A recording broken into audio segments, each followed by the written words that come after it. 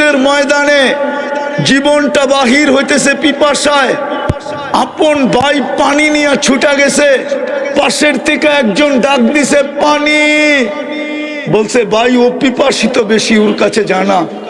ওইখানে যাওয়ার পরে আরেক জায়গার থেকে আওয়াজ আসছে পানি, তো দ্বিতীয় বলছে ও আমার চেয়ে বেশি পিপাসিত, ওইখানে যান না। তো ওইখানে যায় দেখে দুনিয়ায় নাই, দ্বিতীয় জনের কাছে আইসা দেখে দুনিয়ায় নাই, আপন বাড়ির কাছে আইসা দেখে ও নাই। এটার নাম তো ছিল মানবতা, এটার নাম তো মানবতা ছিল না। যে 1000 টাকার শাক নিয়ে রাস্তার পাশে বসতে বেচতে হয়তো 1500 টাকা বেচবে, 500 টাকা মিলবে, 2 কেজি চাউল কিনবে, একটু শাক কিনবে, একটু ডাইল কিনবে, ওর কাছ থেকে আইসা তো হাত পাতা উচিত ছিল না যে দে ডেলি 100 টাকা। এটা কি মানবতা?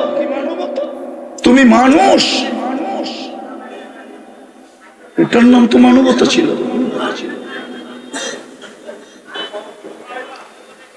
রাগ হয়ে যাবেন বলবো, আমার সমাজ তো দেখি রাস্তাঘাটে পোস্টার দেখলে দেখি সমাজ সেবকের অভাব নাই, ঠিক না?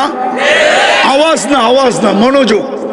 কিন্তু আজ পর্যন্ত বাংলাদেশে আমাকে বাড়ি করে দেন তো একটা যে তৃতীয় লিঙ্গের কোন আশ্রয় কেন্দ্র কেউ খুলছে? আমাকে দেখান, একটা দেখান। এটা কি সমাজ সেবার অন্তর্ভুক্ত ছিল না যে তৃতীয় লিঙ্গের মানুষগুলা রাস্তায় রাস্তায় ঘুরবে আর মানুষকে বিরক্ত করবে আর হাত পাতবে আর বাসা বাড়িতে উঠা চিল্লা চিল্লি করবে, আর যুবকরা ওদেরকে নিয়ে মজা নিবে? যুবকরা তো ওদেরকে নিয়ে মজা নেয়। রাতের অন্ধকারে তো একদল মানুষ ওদেরকে নিয়ে মজা নেয়। উচিত তো ছিল আমার সমাজের বিত্তশালীদের, সমাজ সেবকদের উচিত ছিল বৃদ্ধাশ্রম যখন খুলতে পারছো, তৃতীয় লিঙ্গের জন্য একটা আশ্রম খোলো, 10 জনকে নিয়ে যাও আর বলো এখানে থাকবি, 2টা কাপড় পরবি, 2 বেলা খাবি আর আল্লাহ আল্লাহ করবি। তুই রাস্তায় ঘোরা ঘোরা নিজের ইজ্জত বিলীন করার প্রয়োজন নাই। তাইলে তো বুঝতাম আপনি সমাজ সেবক। রাগ হয়েন না, বুঝানোর জন্য বলতেছে। সৃষ্টির ভিতরে শ্রেষ্ঠত্ব দিল, মানবতা কোথায়? আল্লাহ তো দাম দিবে মানুষকে। আপনি কালকে এই চেহারা নিয়ে দাঁড়াবেন কি করে বলেন? ওইখানে কোন কার্ড চলবে বলেন? শেষ উম্মতে মুহাম্মদী বানাইলেন, উম্মতে মুহাম্মদী বানাইলেন, কিন্তু প্রমাণ দিলেন তোর চেয়ে বেশি ভালোবাসা। আগে বললাম না, 1 হাদিসই যথেষ্ট। কিন্তু বলেন ওই রসুলের রঙে রঙিন কতটুকু? কবরে যে প্রথম প্রশ্ন হবে, বলো এই ব্যক্তিকে চিনো কিনা? ও আমার জাতি, কি জবাব দিবেন বলেন? দুনিয়াই শেষ। কোরআন তো আফসোস করে বলতেছে আরাযীতুম বিল হায়াতিদ দুনিয়া, এই মাটি নিয়ে তোরা খুশি হয়ে গেলি, আর উত্তরার বাড়িঘর নিয়ে খুশি হয়ে গেলি, আর আজমপুরের ফ্ল্যাট নিয়ে খুশি হয়ে গেলি। আমি তো তোদের ঠিকানা নিজ কুদরতি হাতে বানাইছিলাম।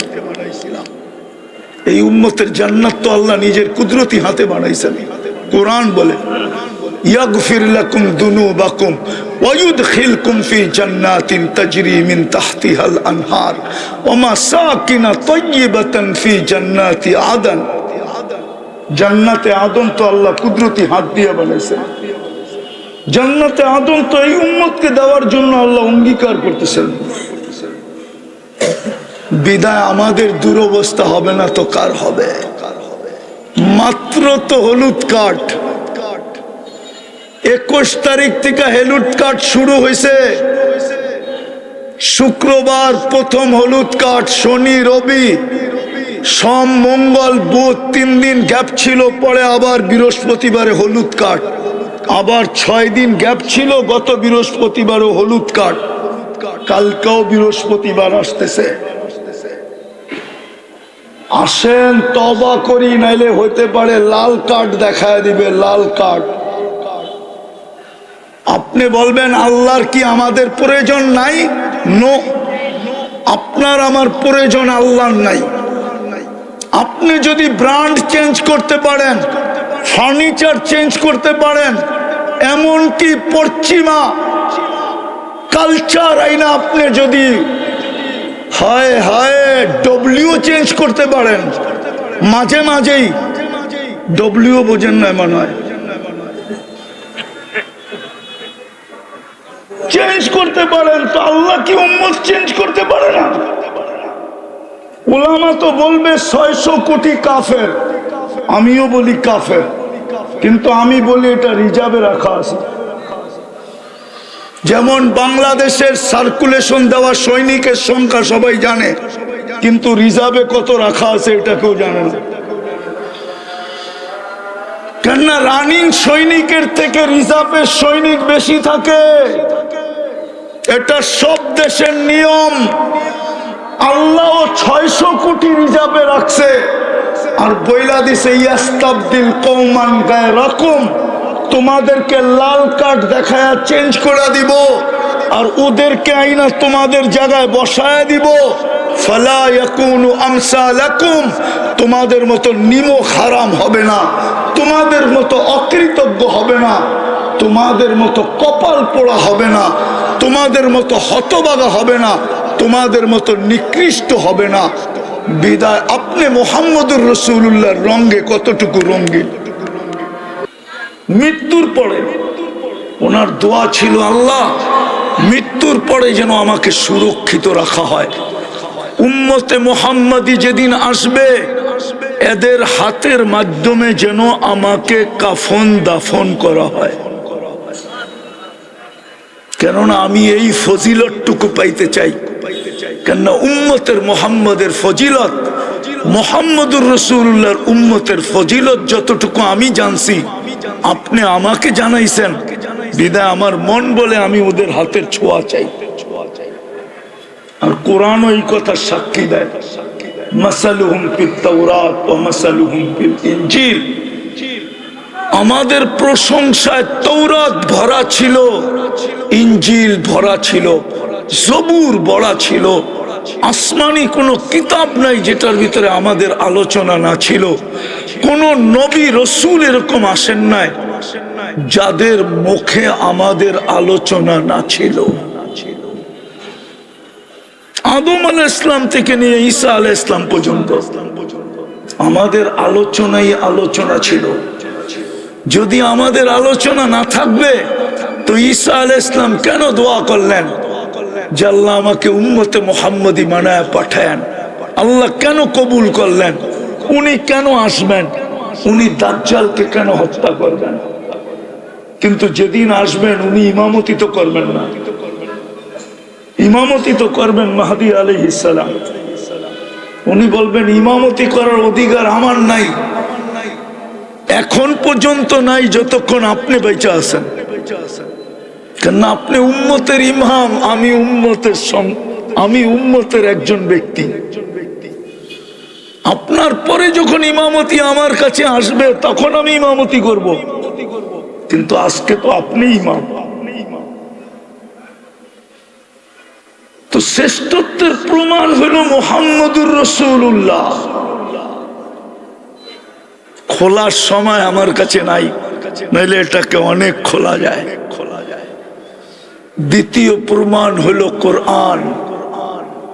কি কি কি কি? কোরআন। কালামুল্লাহ কোরআন না কালামুল্লাহ। আল্লাহ নিজের কালাম দিয়া দিছেন, নিজের কালাম আমাদেরকে দিয়া দিছেন। কিন্তু আফসোস, আমার জাতি 90 জন কোরআন পড়তে জানে না, নারী পুরুষ শতকরা 90 জন পড়তে পারে না। জানি না উত্তরার মানুষ রাগ হয়ে গেল কিনা, একমত আপনারা? শতকরা 90 জন কোরআন পড়তে জানে না।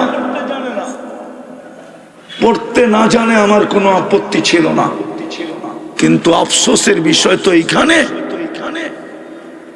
যদি ঘরে ঢুকার সাথে সাথে কোরআনটা চোখের সামনে পড়তো তাইলেও হয়তো মনটাকে বুঝাইতে পারতাম যে ঘরে ঢুকার সাথে সাথেই কোরআনটা চোখের সামনে পড়ে।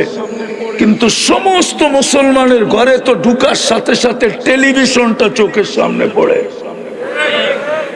কোরআনটা তো চোখের সামনে আনতে হইলে বড় আলমারি খুঁজা আনতে হয়। রাগ হয় না, পায়ে হাত রাখি। টেলিভিশনটা তো সামনে পড়ে, চোখের সামনে, কোরআনটা তো চোখের সামনে পড়ে না। ঘরে ঢুকার সাথে সাথে কোরআনটা চোখের সামনে পড়ে না। উচিত ছিল ঘরে ঢুকার সাথে সাথে যেন কোরআনটা সামনে পড়ে, এমন জায়গায় কোরআনটাকে রাখা উচিত ছিল। কমসে কম কোরআন দেখা হইল কোরআনের কিছু না কিছু মহত্ব, গুরুত্ব, বরত্ব, সম্মান, এটার ছোঁয়া হইল আমার দিলে লাগতো। কিন্তু আফসোস, টেলিভিশনটা চোখে পড়ে ঘরে ঢুকার সাথে সাথে, বেডরুমে ঢুকার সাথে সাথে টেলিভিশনটা চোখে পড়ে, কোরআনটা পড়ে না। রাগ হেন না। আরেকটা বলবো, কোরআন 90% কোরআন পড়তে জানে না, কিন্তু কোনো আপত্তি ছিল না যদি ডেলি কোরআনটাকে নিয়ে একবার চুমা দিত। শুধু চুমা দিয়া বলতো বুকে লাগায়, মালিক তোর কালাম। পড়তে পারি না, ভালো তো বাসতে পারি। পড়তে তো পারি না, ভালো তো বাসতে পারি, কিন্তু আমার জাতি তো কোরআন বৎসরের পর বৎসর ছুঁয়া দেখে না। এই মজমায় পাওয়া যাবে কবে কোরআন ছুঁয়া দেখছে বলতে পারবে না। নাই এই মজমায় কেউ, আমি হাত উঠাইতে বলবো না, আছে তো? হ্যাঁ, যুবকরাও বলতে পারবে না ওরা কবে কোরআন হাত লাগায় দেখছে, ছুঁয়া দেখছে, বলতে পারবে না। অথচ আপনারা বললে হাসবেন, ওরাও হাসবে, সবাই বলবে হুজুর হাস্যকর কথা বললো। ওরা ডেলি 2-4-10 বার মোবাইল টাচ করে চুমা দেয়। জিগান দেয় না, না দেয়? সত্য তো? অর্থকি, নর্তকী, গায়িকা, সায়িকা, নায়িকা দেখে 2-3 মিলা একজন আরেকজনকে খোঁচা দেয়, দেখছ জিনিসটা কি? তো হিট হয়ে যায়, ঠান্ডা হবে কেমনে? মোবাইলের ভিতরে হাত ঢোকে না, কোথায় নাচে জানে না। তো এইখানে বই মজা লয়, মোবাইলের টাচ করে চুমা দেয়।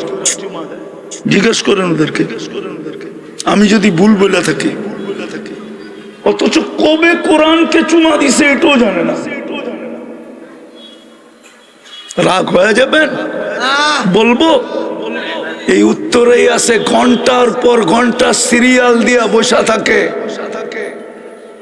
ডাক্তারের কাছে, আর মোটা মোটা ভিজিট দেয়, মোটা মোটা।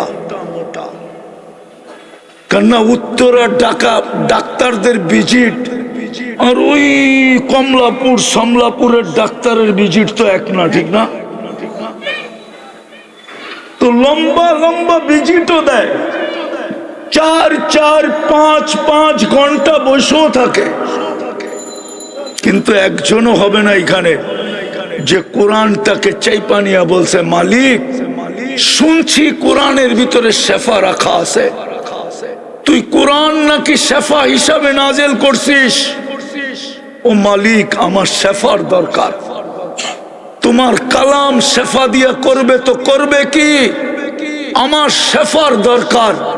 আমি বুকে চেপা ধরলাম, ওই পর্যন্ত ছাড়বো না যতক্ষণ পর্যন্ত তোমার কোরআনের শেফা আমার ভিতরে না যাবে।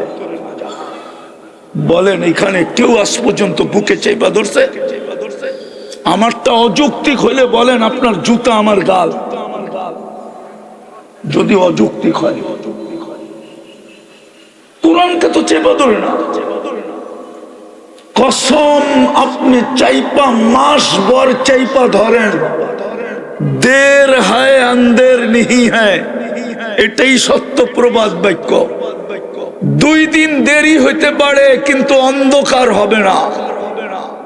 10 দিন চাইপা ধরে দেখেন না, 20 দিন দেখেন না, 30 দিন দেখেন না, একদিন না একদিন কোরআনের শেফা আপনার বুক ফাইরা আপনার ভিতরে ঢুকবেই ঢুকবে, ঢুকবেই ঢুকবে, ঢুকবেই ঢুকবে।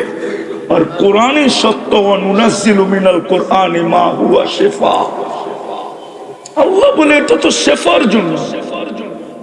এই জন্যই তো কোন আল্লাহওয়ালা লিখছিলেন, इलाज अगर हो सके कुरान और हदीस से,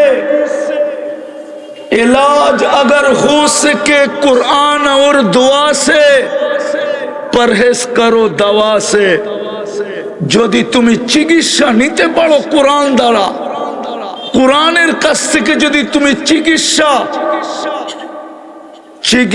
যদি তুমি আদায় করে নিতে পারো, আল্লাহর রসুলের দুয়ার থেকে যদি তুমি শেফা আদায় করে নিতে পারো, তাহলে দাওয়ার কাছে যাও না। একটা গবেষণা আপনাদেরকে শুনাইতেছি আমি, একটা গবেষণা শুনাইতেছি, জানি না আপনারা একমত হবেন কিনা। শোনাবো? হ্যাঁ। মুসলিম দুনিয়ায় বলেন তো বাংলাদেশে কয়টা মানসিক রোগীর হাসপাতাল? সবচেয়ে বড় হাসপাতাল কয়টা বাংলাদেশে? কয়টা? আরে বলেন না কয়টা? কয়শো কোটি মানুষ? কত কোটি মানুষ বাংলাদেশে? 18 কোটি মানুষের জন্য একটা পাগল হাসপাতাল, ঠিক না? হ্যাঁ। এখানে জানি না গ্রিন কার্ড হোল্ডার আছে কিনা। আছে কেউ গ্রিন কার্ড হোল্ডার? আমেরিকান কেউ নাই? ইউরোপেরও কেউ নাই? গেছে এরকম কেউ আছে? আমেরিকাতে যায় দেখেন প্রত্যেকটা শহরে কয়টা করে হাসপাতাল। মেন্টালিটি হাসপাতাল কয়টা? আমি প্রথম যখন অস্ট্রেলিয়ায় গেছি, প্রথম 2016-তে গেছি প্রথম, তারপরও গেছি অনেকবার, টানা গেছি 3-4 বছর। যাইতে হইতেছিল তাবলিগি কাজের কারণে। তো আমি যখন এয়ারপোর্ট থেকে বাহির হয়ে আমি জিজ্ঞাসা করছি যে তোমাদের এখানে মানসিক রোগীর হার কত? আপনি ফার্স্ট টাইম আসলেন, এটা জিজ্ঞাসা করলেন কেন? আমি বললাম আমি নামার পরে লোকগুলার অবস্থা দেখা আমার মনে হলো যদি আমার পড়া ভুল না হয়ে থাকে, এলমে কেহাফা যদি ভুল না হয়ে থাকে পড়া, তাইলে মনে হয় আমার ধারণা সঠিক হবে। আমার মনে হয় এখানে বড় পার্সেন্টেজের লোক মানসিক রোগী। তো বলতেছে 4 জনে 1 জন মানসিক রোগী। কয়জন? শতকরা 25 জন মানসিক রোগী। 25%। অস্ট্রেলিয়া। আমরা কম কেন জানেন? সারা দুনিয়ায় মানসিক রোগী কম কেন জানেন? মুসলিম দুনিয়ায় মানসিক রোগী কম কেন জানেন? কমসে কম শুক্রবার হইল আমরা গর্দান মাসা করি, উজুর ভিতরে গর্দানে পানি লাগে, পানি। আর 5 বেলা যারা করে উজু, ওরা 5 বেলায় গর্দানে পানি লাগায়। এই জন্য মুসলমানের ভিতরে মানসিক রোগী কম। এই রিচার্জ আমার না, আমেরিকান ডাক্তারের রিচার্জ, আমার না। নিবেন নাম ঠিকানা, নিবেন এই লিটারেচার আমার কাছ থেকে। কিন্তু দুনিয়াতে এটা মিডিয়ায় আসে নাই, আসবে না কোনোদিন। মিডিয়ায় আসবে না, মিডিয়ায় আসতেও দিবে না। যেমন আমি বলি রাগ হয়েন না, আমার সুশীলরা কি করে, আমার বুদ্ধিজীবীরা কি করে, আমার শিক্ষিতরা কি করে, আমাদের যুবক যুবতীর যৌবন মাটিতে মিশা যেতেছে, মাটিতে। আমার সমাজে সুশীলরা কি করে, আমার সমাজের শিক্ষিতরা কি করে, আমার সমাজের বুদ্ধিজীবীরা কোথায়, আমার সমাজের ডাক্তাররা কোথায়? ওরা কেন এই যুবকদেরকে বলে না ইন্টারনেট ওদের যৌবনকে মাটিতে মিশায়া দিতেছে? একদিন তো আসবে ওরা বাসর রাত্রে ক্যাচ আউট হয়ে যাবে, বাসর রাত্রে ওদের উইকেট পড়া যাবে। যদি বাসর রাত্র না পড়লো 2 বছর টিকবে, 2 বছর পরে শেষ। আমার সমাজে পরকীয়ার তুফান চলতেছে কেন? আরে বলেন না কেন? আমার মেয়েরা 20-তে বুড়ি হয়ে যেতেছে ইন্টারনেটের কারণে। আমার যুবকদের যৌবন শেষ হয়ে যেতেছে ইন্টারনেটের কারণে। মাদক নিয়ে আপনি চিৎকার দেন, মাদকের চেয়ে বেশি তো হলো ইন্টারনেট। ওরা আজে বাজে জিনিস যা সারাদিন দেখে ওদেরকে জিজ্ঞাসা করেন। আপনি আমার কাছে সায়েন্স নিয়ে আসেন, সায়েন্স, আমি সায়েন্স দিয়ে আপনাকে বুঝাই দেব, আপনার বিজ্ঞান দিয়ে বুঝিয়ে দিব ওদের যৌবন ডেলি মাটিতে মিশতেছে। এই জন্য আমার সমাজে পরকীয়া বাড়তেছে। কেননা পুরুষ করবে কি? ইন্টারনেট দেখতে দেখতে দেখতে দেখতে দেখতে ও তো বুড়ি হয়ে গেছে। এখন পুরুষ যাবে তো যাবে কোথায়? মেয়ে পরকীয়া করবে না তো করবে কি? ও তো ইন্টারনেট দেখতে দেখতে দেখতে নিজের যৌবন মাটিতে মিশায়া দিছে। এখন ওই নারী পরকীয়া করবে না তো করবে কি? পরকীয়ার তুফান তো আমার সমাজে এই জন্য, শুধু ইন্টারনেটের কারণে। আপনি ওদেরকে জিজ্ঞাসা করেন, আমি ওদের পায়ে হাত রাখি, ওদেরকে জিজ্ঞাসা করেন ওরা যা সারাদিন দেখে, যদি আল্লাহ সাত্তারি না করতেন তাইলে কোনো মা বাবা সন্তানকে ঘরে ঢুকতে দিতেন না। ওদেরকে জিজ্ঞাসা করেন, ওদের জীবন তো ইন্টারনেটে শেষ। যদিও এটা আমার আলোচ্য বিষয় ছিল না, কথায় কথা চলে আসছে। আমার জাতির শিক্ষিত লোকগুলা তো বাধা দেয় না। আমার কাছে প্রমাণ আছে, প্রমাণ নিবেন, আরো প্রমাণ দিতে পারবো আমি। আমার দুনিয়া ঘুরা, আমি বলতেছি দুনিয়া ঘুরা ছাড়া না। মনে করেন না আমি খিলগার থেকে এখানে আইসা বলতেছি, আমি দুনিয়া ঘুরছি, আল্লাহ আমাকে দুনিয়া দেখাইছে। আপনাদের উন্নত দুনিয়া শুধু আমি নিউজিল্যান্ড দেখি না, বাকি সব দেখা শেষ। একবার না একাধিকবার। আর আমার জন্য যাইতে কোনো আলহামদুলিল্লাহ বাধাও নাই। আমি যে কোনো মুহূর্তে যেতে পারি। আল্লাহ আমাকে ওই ব্যবস্থা করে দিছেন, বিদায় আমি চোখে দেখা বলতেছি। আমি দিলাম না লাউড স্পিকার বাইরে খোলা আছে, এই জন্য। ওলামা জানে কি জানে না আমি তাও জানি না। মুড়িও বিক্রি হয় না এতটুকু, উন্নত দুনিয়ায় সেক্স ডল যতটুকু বিক্রি হয়। কেন? ওই দুনিয়ায় যৌবন খালি হয়ে যেতেছে। এই জন্যই তো আমি বলি মুসলিম যুবকরা যদি যৌবনকে সুরক্ষিত করত, তাইলে কয়েকদিন পরে আমরা গার্মেন্টসের কাপড়ের জায়গায় যৌবন এক্সপোর্ট করতাম। যৌবন হোয়াইটরা আসতো আর বলতো সব আমার,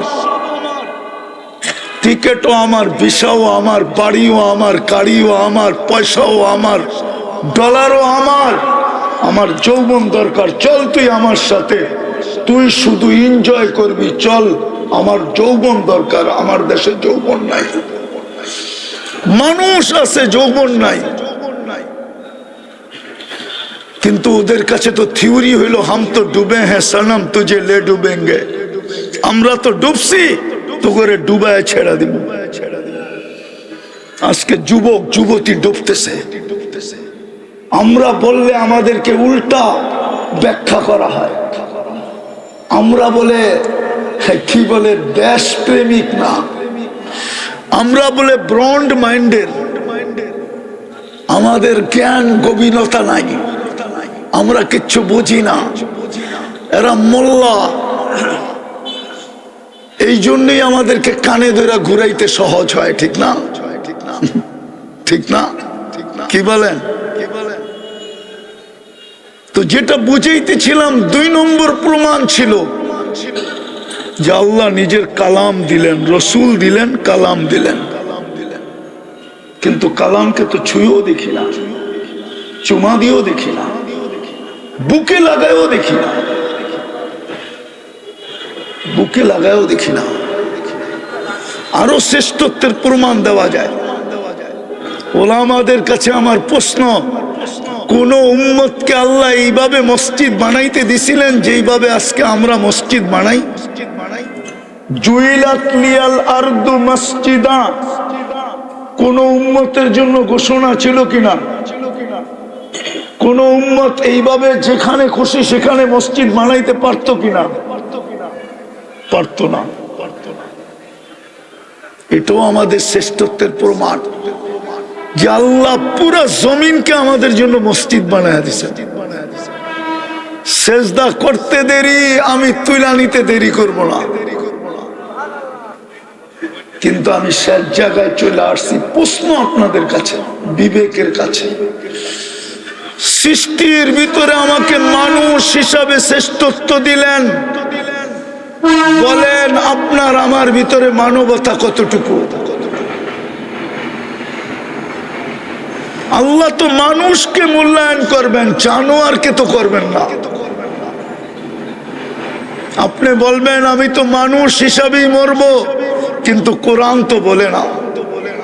কোরআন তো বলে মানুষ হিসাবে জন্ম নিলেই মানুষ হয় না।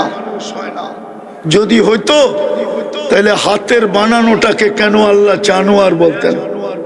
মানুষকে তো হাত দিয়ে তৈরি করছেন।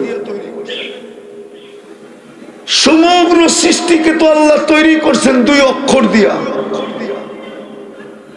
মানুষকে তো তৈরি করছেন কুদরতি হাত দিয়া। সমগ্র সৃষ্টিকে তো তরিগরি কমপ্লিট করছেন 6 দিনে। আপনাকে আমাকে তো কমপ্লিট করলেন 10 মাসে। আপনাকে কেন জানোয়ার বলবে? আরো 2-4টা দেখাবো। সৃষ্টির ভিতরে সবচেয়ে সৌন্দর্য দিল আপনাকে, পুরা ভান্ডারটা যেন সৌন্দর্যে লাগায় দিল আপনার উপরে, ওটাকে জানোয়ার বলবেন কেন? 4 কসম খায়া ঘোষণা দিলেন সৃষ্টির ভিতরে সবচেয়ে সুন্দর গঠন তোর। 3 ওয়াসাইতুন ওয়া তুরে সিনিন ওয়া হাদাল বালাদিল আমিন। 4 কসম খাওয়ার পরে বললেন সবচেয়ে সুন্দর গঠন তোর। ওই গঠনের জিনিসটাকে কেন আল্লাহ জানোয়ার বলবেন? জানোয়ার। আরেকটা বলবো, সাজাইতে সাজাইতে, যার শব্দটা যদিও আল্লাহর জন্য শোভনীয় না, কিন্তু আমি বুঝানোর জন্য বলতেছি, সাজাইতে সাজাইতে সাজাইতে সাজাইতে ঘোষণা দিলেন ইন্নী লাকা মুহিব্বা, আই লাভ ইউ। যে মানুষের প্রেমে পড়ে গেলেন, ভালোবাসায় পড়ে গেলেন, ওই মানুষটাকে জানোয়ার বলবেন কেন? বোঝা গেল মানুষ মানুষ হইলেই মানুষ হয় না। বিদায় আপনি আর আমি যে সৃষ্টির সেরা হইলাম, মানুষ রূপে মানবতা কতটুকু? আপনি বলবেন মানবতা শিখবো কোথায়? তাইলে আপনারা কেন বলেন মানবতার দূত কে? হুজুররা বলো কে? আরে বলেন না, ছাত্ররা বলো না। মানবতার দূত তো হলো মুহাম্মাদুর রাসূলুল্লাহ। আপনার ভিতরে মানবতা কতটুকু? মানবতা যদি হইতো তাহলে আমার সমাজের এই চিত্র হয় কি করে, যেটা স্টেজে বলাও যায় না, চিত্র তুলে ধরাও যায় না। হইতে পারে তুলে ধরতে গেলে আমার গাড়ি এইখান থেকে বাহিরও হবে না। হইতে পারে আমি উত্তরা ক্রসও করতে পারবো না। আমার সমাজের চিত্র এরকম কেন হবে যদি মানবতা থাকে? মানবতা থাকলে তো এরকম ছিল চিত্র। এই জন্যই তো দুরবস্থা। চলেন আল্লাহর কাছে তওবা করি। এই উম্মতকে আল্লাহ সুযোগ দিছেন, অপেক্ষা করবেন হাত্তা ইউগারগির, কণ্ঠনালীতে রু আসার পূর্ব মুহূর্ত পর্যন্ত। সারা দিন অপেক্ষা করেন যে দিনের সূর্যের আলো দেখতে পাইল, সারা রাত্র অপেক্ষা করেন সে যে সূর্য ডুবা দেখতে পারল। রাজি তওবা করতে? রাজি? রাজি? কে কে রাজি? তাইলে বলেন আল্লাহ অতীত থেকে তওবা করলাম। বলেন বলেন বলেন বলেন বলেন। নামান আসেন, কমসে কম আসেন। ওলামাদের ছত্র ছায়ায় আইসা ওলামাদের দিক নির্দেশনায় ওলামা আপনাদেরকে কঠিন করবে না, সহজ করবে। আমি তো এই জন্য বলি আমার জাতি যদি একটা কাজই করত তাইলেও তো মনকে বুঝাইতে পারতাম। যখনই ঘুমাইতে যায় তখনই যদি আমার জাতি আল্লাহর কাছে মাপ চায় ঘুমাইতো, যখনই ঘুমাইতে যায়। কেন হইতে পারে ঘুমাবে আর কোনোদিন উঠবে না, সুযোগ হাতের থেকে চলে যাবে, তওবা করার আর সুযোগ হবে না, মাপ চাওয়ার আর সুযোগ হবে না। বিধায় আমি তো যুবকদের পায়ে হাত দিয়া বলি, যুবক সারাদিন কি করলা আমার বিষয় না, আমার বিষয় হলো তুমি যখন ঘুমাইতে গেলা আল্লাহর কাছে মাপ চায় ঘুমাইলা কিনা। একটা কাজই যদি করতো, দ্বিতীয় আরেকটা কাজই যদি আমার জাতি করত, আজান দিতে দেরি, ছুটা মসজিদে যেতে যদি দেরি না করত। কে ডাকতেছে? কে? আরে কে ডাকতেছে? আরে কে ডাকতেছে? আল্লাহ ডাকতেছে। আমি আপনি করে বলবো না, আমার জাতিকেই বলবো। মুরব্বীরা ডাকতে দেরি, বাংলাদেশের কোনার থেকে ছুটে আসতে দেরি করে না, ঠিক না? কি রাগ হয়ে গেলেন? হ্যাঁ, অথচ ঘরের পাশের থেকে দাঁড়ায় আল্লাহ ডাকে। মসজিদ বিলকুল ঘরের পাশে, এখানে আল্লাহ ডাকে, 2 কদম দেওয়া যায় না। অথচ মুরব্বীদের ডাকে বাংলাদেশের কোনার থেকে ছুটে আসে। তুই ছুটা গে আজ কোথায়? মুরব্বীরা ডাকছে। কে ডাকছে? বড়রা ডাকছে, মুরব্বীরা ডাকছে। ও মুরব্বীর ডাকে টেকনাফ থেকে ছুটতেছে, তেতুলিয়ার থেকে ছুটতেছে, অথচ আল্লাহ ডাকে ওর ঘরের পাশে মসজিদও ছুটা যায় না। খোদার কসম দ্বিতীয়টাও করেন, নাইলে হইতে পারে লাল কার্ড এই উম্মতকে দেখায় দিবে। ওটারই নমুনা দেখা যাইতেছে, একটার পরে একটা দেশ মাটির সাথে মিশতেছে। আফগানিস্তানের পরে ইরাক, ইরাকের পরে লিবিয়া, লিবিয়ার পরে সিরিয়া, সিরিয়ার পরে এখন ফিলিস্তিন। জানি না এটার পরে কার সিরিয়াল আসে। আল্লাহর পক্ষ থেকেই আসতেছে। আল্লাহ তাকায় তাকায় দেখতেছে, লিউযিকাহুম বাদাল্লাযী আমিলু লাআল্লাহুম ইয়ারজিউন। এরা ইউটার্ন নেয় কিনা? ইউটার্ন নিলে হয়তো মাফ করে দিবে। পড়বেন নামাজ আজকের থেকে পাক্কা? আল্লাহ আমাদেরকে আমল করার তৌফিক দান করেন। ওমা আলাইকুম।